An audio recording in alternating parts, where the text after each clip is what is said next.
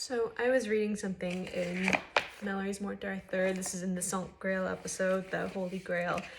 And this is in the Winchester manuscript for those who are in the know.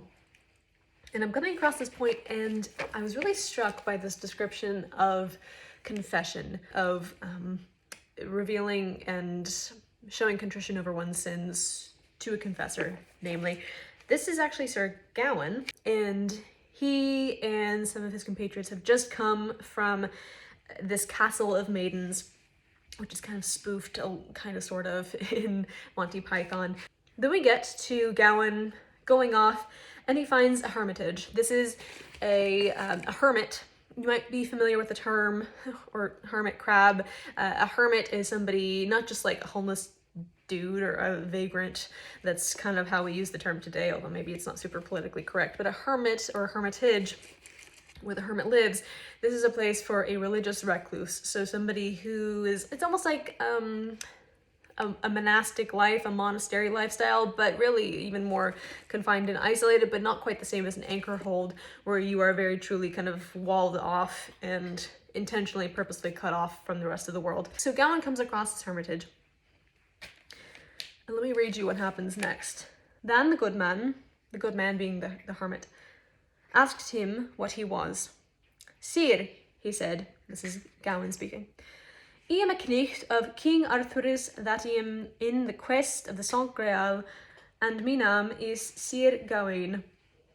Sir, said the good man, I will wet how it standeth betwixt God and you. How are things standing between God and you? And I read this and I had to put the book down. Because it's a worthwhile question, right? How do things stand between me and God right now? And you? And the gnat that just flew by my camera, if you happen to see that. How do things stand between God and you? And this is not going to be a confession of me to my audience here on YouTube, but I want to see what Gawain says. But let that percolate in your own mind.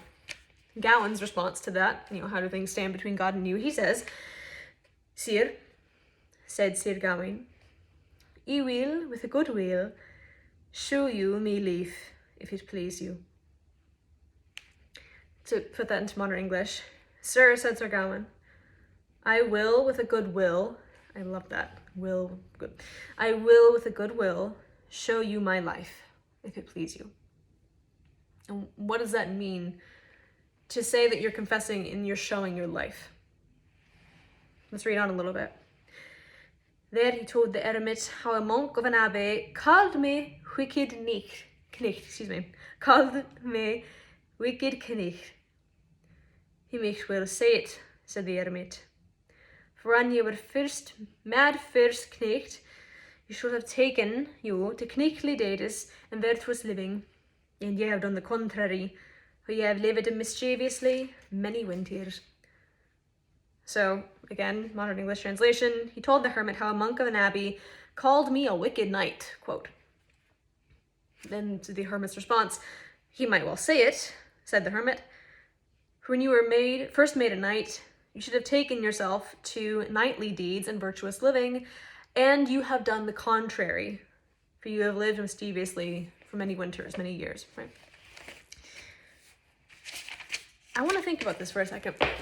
And it seems like an obvious point. When you confess your sins, if you are perhaps Roman Catholic and you go to a traditional, you go to your priest for a in-person confession, whether you're Lutheran like myself, you can either go to your pastor for confession. We also confess our sins corporately every Sunday. You pray to God, and of course Roman Catholics do this too.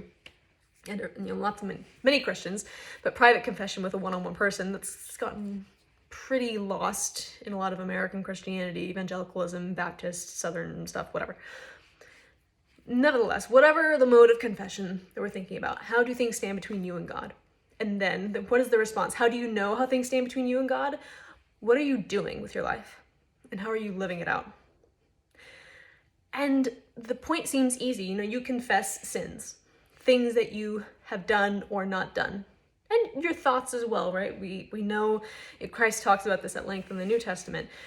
You commit murder not just by killing somebody, but by hating them. You commit lust, adultery, by looking at a woman with lustful intent rather than just, having sex with her if she's married or you're not married or whatever. So we understand that our thoughts do count as sins, let's say.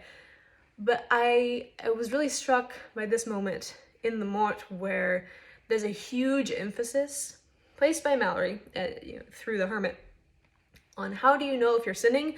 What have you done? What does your life look like? What do your actions look like over an extended period of time? And of course, one-off sins do count, right? But it's one thing to make big declarations about your beliefs to yourself, to other people. It's one thing to say, this is what I believe, or I would do this, I do this, I never do this, I shouldn't do this. We can talk a big game about ourselves all we like, but how do you live? What have you been doing?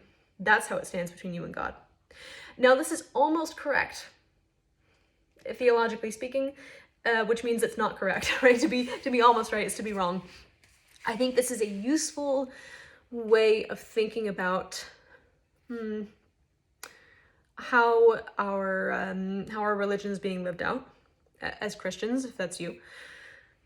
I think looking at your actions in your life, it says a lot more to you than just privately, what do I believe?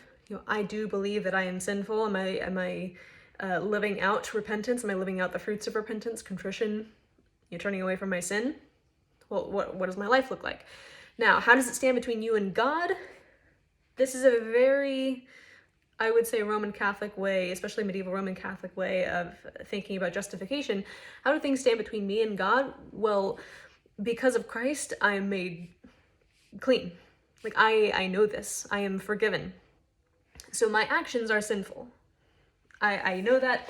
And this framing of thinking about, how's my life going? How are my actions going? What does that actually look like in spite of whatever I might tell myself I believe? What are my actions living out? What are my actions speaking about my actual beliefs? And that is a useful tool, I think, for reflection on sin, for confession, contrition, repentance. And also, we can't forget, how do things stand between you and God? I am sinful, and I am justified. I am saint and sinner, as Martin Luther said. Anyway, I was really struck by this moment in the Morte d'Arthur, and just on a more meta note, this observation, this striking moment in the text is for me why I think this literature is so worth reading, why I think it's absolutely worthwhile to learn the Middle English for it. You don't have to learn it. There's a billion trillion modern English translations of this text, so never fear if you really want to go out and get that. That's, it's available to you. But I so love this literature, and especially the Morte, because I really firmly believe that the author here, Thomas Malory, was viewing this text as a mechanism to help the reader think about his own sin. Even as we're seeing characters like Gawain and Lancelot reflect on their sin and repent, or try to, on an even grander metatextual level, you, the reader, are invited to also reflect on your sin as you are seeing other characters reflect on their own. Now, is the theology totally right? No, right? This is not the Bible. It's not the Book of Concord, but it's still useful, I think. And anyway, I wanted to share that just as I was reading. So thanks for listening to my ramblings about contrition, repentance, and confession. And ask yourself, how are things standing between God and you? Now, you have the answer in Jesus Christ, but take a look at your actions too, right? That's not gonna undermine the salvation that you have in Christ, but we are called to repent of our sins, right? And to go and sin no more. So examine your life as Gawain does, and I'll see you in the next video. Godspeed.